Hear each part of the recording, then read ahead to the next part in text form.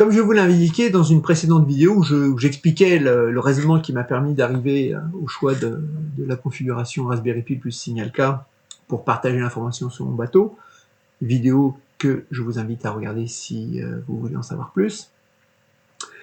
Je vais donc vous présenter l'installation que j'ai faite sur le Raspberry Pi 5, donc avec un disque SSD et la carte Waveshare qui me permet de connecter le Raspberry Pi sur le bus Canopon et donc Signalk.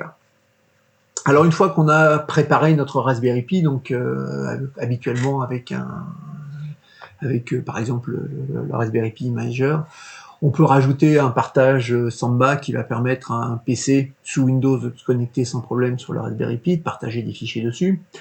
On peut également installer le VNC, l'option VNC qui va permettre à distance d'accéder au Raspberry Pi avec écran, clavier et souris, donc en fait en mode graphique. Évidemment, on peut utiliser également l'interface SSH qui permet de faire de la console pour ceux qui sont les plus aguerris sur le sujet. On peut également faire un partage de connexion Wi-Fi sur le Raspberry Pi, ce qui résoudra les problèmes d'adresse IP pour pouvoir se connecter directement sur le Raspberry Pi avec l'ordinateur et donc pouvoir y accéder et modifier si on veut sa configuration. Voyons donc maintenant comment configurer Signalk et le Canopon. Donc l'installation de la carte Waveshare. Donc pour installer la carte Waveshare to Channel, il faut d'abord installer les pilotes, dirait-on sous Windows, du contrôleur Canopon.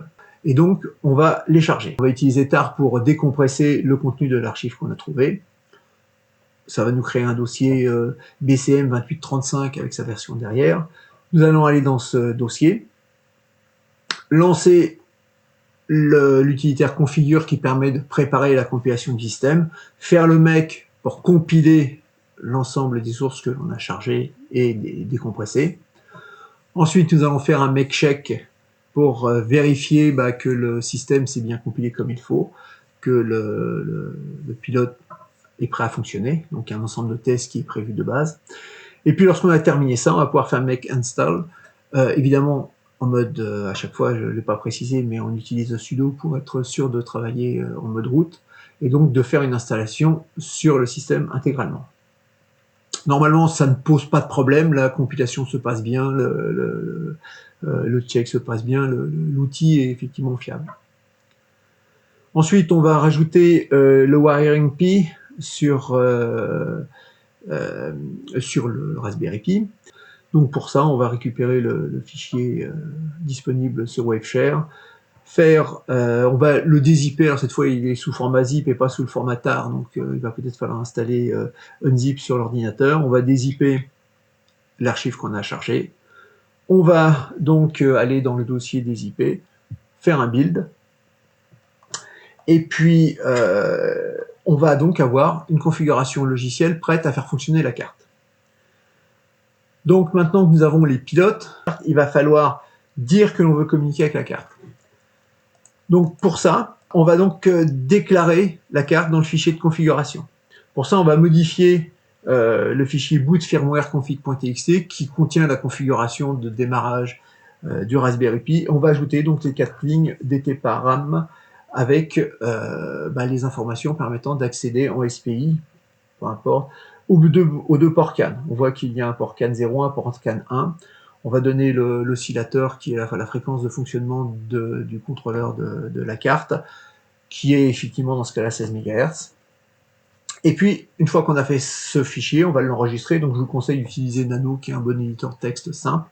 Évidemment, il va falloir passer en mode sudo pour pouvoir le modifier. Et puis, une fois qu'on a modifié ce fichier config.txt, on peut rebooter la machine. Suite au reboot, on va paramétrer les ports CAN. À ce moment-là, donc nous avons installé les drivers, pour faire simple, sur le système, et donc on va pouvoir déclarer les paramètres, les ports CAN. Donc pour ça, excusez-moi, j'ai été un petit peu vite, voilà. Pour ça, on va créer des liens avec un IP link. On va créer les liens CAN 0 et CAN 1, définir que le bus tourne à 250 kHz, ce qui est la fréquence NMA 2000, et puis on va donner des tailles de fil d'attente. Lorsque l'on fait ifconfig derrière ça, on doit récupérer les informations que vous voyez à l'écran, qui vont vous permettre de vérifier que l'installation logicielle est correcte. toutes les fonctionnalités que j'ai données, tous les paramètres seront disponibles sur un guide que je mets en description en dessous. Toutes les commandes sont disponibles à cet endroit-là, et puis les fichiers de configuration que l'on trouvera dont je parlerai un petit peu après, sont disponibles à cet endroit-là aussi. Donc normalement, nous avons une installation logicielle qui fonctionne. On va tester effectivement la configuration. Mais pour ça, avant, il faut installer les outils CanOpen. Donc il y a des cannes utiles qui sont des outils qui permettent de travailler facilement sur le Buscan. Donc pour ça, on va installer le package can-utile sur la machine. Et lorsque c'est terminé, on va pouvoir faire un test. Comme la carte WebShare a 2 ports CAN, c'est assez facile, on relie les 2 ports CAN entre eux, avec simplement 2 fils, très simplement. Et puis le port 1 va pouvoir communiquer avec le port 2.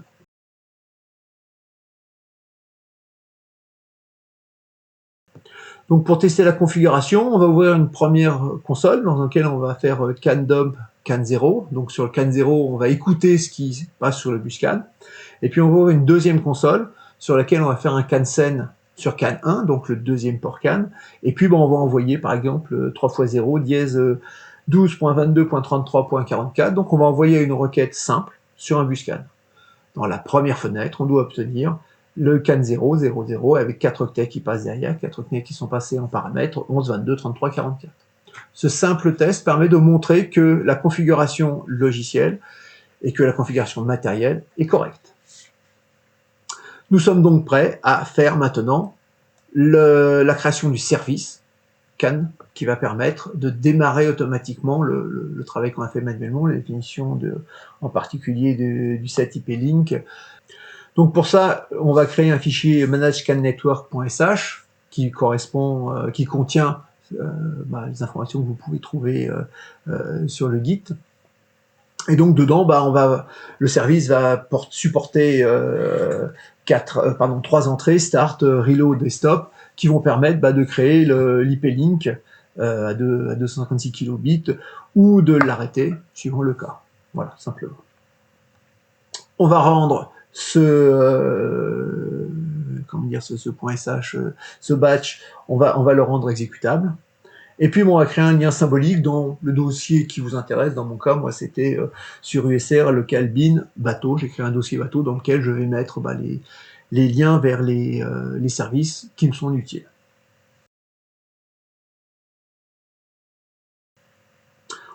Une fois ce lien symbolique créé, on va pouvoir préparer le lancement du service. Donc on va créer un socket can-interface.service. Et puis on va déclarer dedans le service que l'on utilise. Et puis entre autres, on va dire que l'exec start nous correspond, permet d'appeler manage can network start, le reload nous fait un manage can network reload, et le stop un manage can network stop sans problème.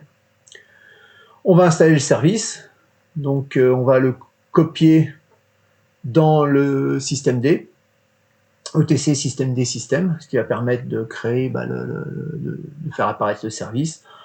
On va lui donner un attribut 644 pour qu'il soit prêt à fonctionner. Et puis un système control enable va nous permettre de valider ce service-là et donc qu'il soit disponible lors du prochain reboot. Donc, on va redémarrer la machine et on refera le même test que tout à l'heure avec le can dump et le can send qui va permettre de vérifier que le service s'est bien installé cette fois. Passons maintenant à l'installation de SignalK.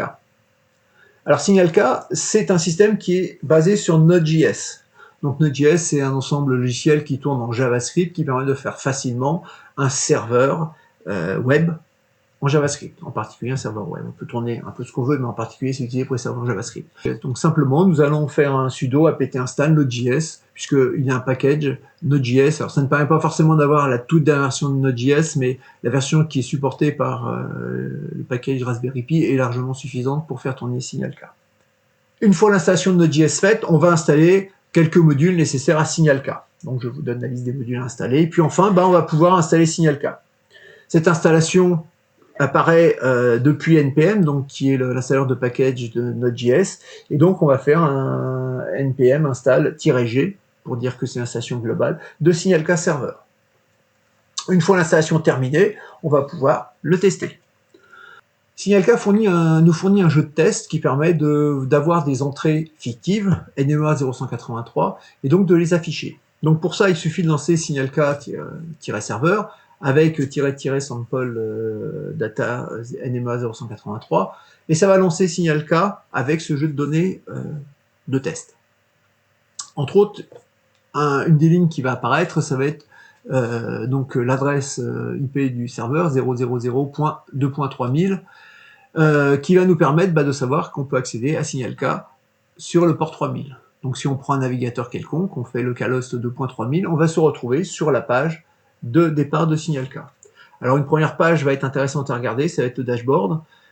Ça va nous permettre de voir un petit peu le nombre de paramètres qui passent sur le dashboard. On voit assez rapidement qu'il y a des informations. On voit que la source NMA 0183-sample data envoie 22 informations par seconde. Donc c'est le rythme, et ça va nous permettre de voir si la connexion se passe bien après, plus tard, quand on sera sur le bateau. Et puis donc ça nous permet d'avoir le rythme d'information, le débit d'information qui passe. Ensuite, si on clique sur les web apps, on va pouvoir entre autres cliquer soit sur le freeboard SK, ou alors on va pouvoir cliquer encore mieux sur le Keep Instrument MFD, qui va permettre d'avoir les instruments et également d'avoir la carte sur l'écran. Donc on voit rapidement la carte telle qu'on l'a vu lors de la démo. Et puis lorsqu'on va ensuite, on va pouvoir zoomer sur le bateau, voir un petit peu plus d'informations. Et ensuite, lorsqu'on va cliquer sur la partie instruments, on va pouvoir voir effectivement les instruments fonctionner. On vient de voir que Signal K fonctionnait bien, donc on va pouvoir passer à son paramétrage. On va arrêter le Signal K serveur avec un CTRL-C, et puis balancer un sudo Signal K-serveur-setup qui va nous permettre de faire le setup de base de Signal K. On va pouvoir donner le nom du bateau, un MMSI.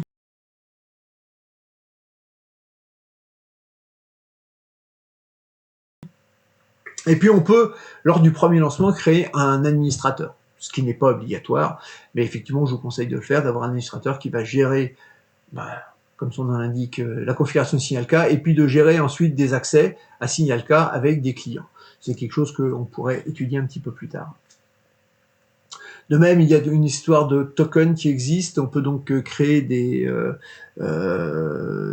clés qui vont permettre à des personnes de se connecter directement sur Signal K, de récupérer des informations directement sans avoir besoin de mettre le nom d'utilisateur ou le mot de passe. Lorsqu'on a fini l'installation de Signal K, il est prêt à démarrer. Cependant, il y a un problème, c'est que on peut se retrouver avec Signal K qui va démarrer avant le buscan, auquel cas on n'aura pas une communication correcte.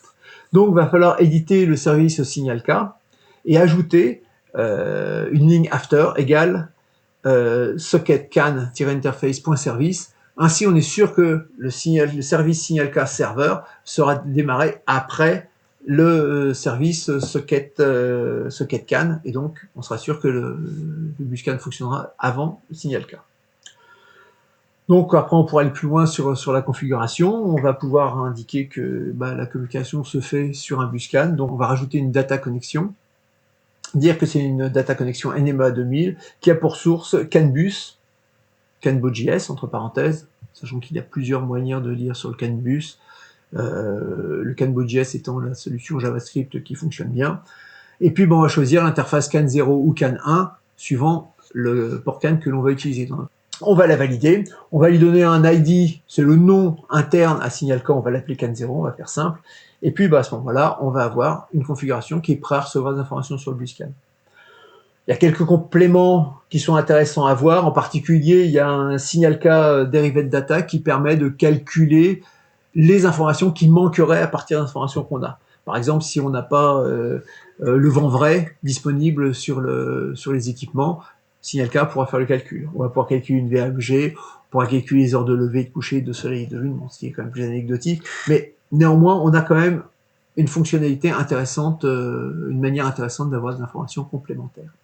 Donc voilà, après cette première configuration de Signal K, évidemment, il va falloir rajouter des cartes. Donc pour les cartes, on a différentes manières. Soit on peut travailler avec des cartes en ligne qui sont intégrées dans Signal K, ou alors on peut travailler avec des fichiers MB-Tiles qui sont supportés nativement par Signal K. Voilà, j'espère que cette présentation de l'installation va vous permettre de démarrer.